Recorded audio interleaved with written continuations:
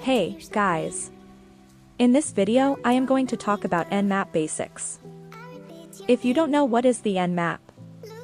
Nmap is a powerful and flexible network scanning tool used by security professionals.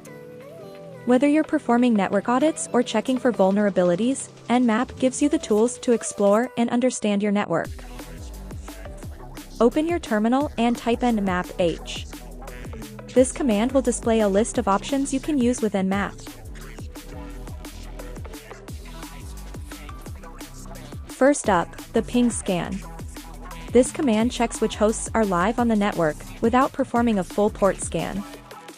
It's great for quickly identifying active devices on a subnet. The SN option disables port scanning and focuses only on discovering live hosts. Next, we have the port scan.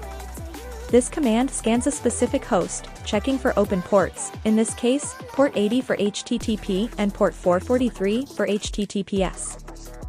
By specifying the IP option, we can target specific ports, ensuring that only these are checked on the host with IP address 192.168.1.10. Another powerful feature of Nmap is OS detection.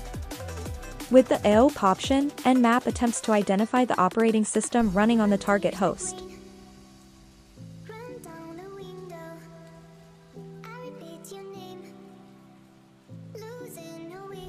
This is useful for understanding the environment you're working in, especially during vulnerability assessments or penetration testing.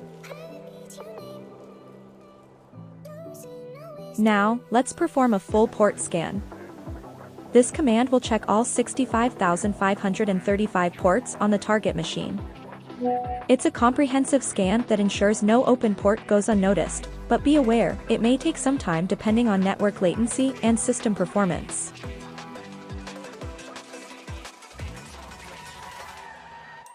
Finally, Nmap allows you to save your results to a file.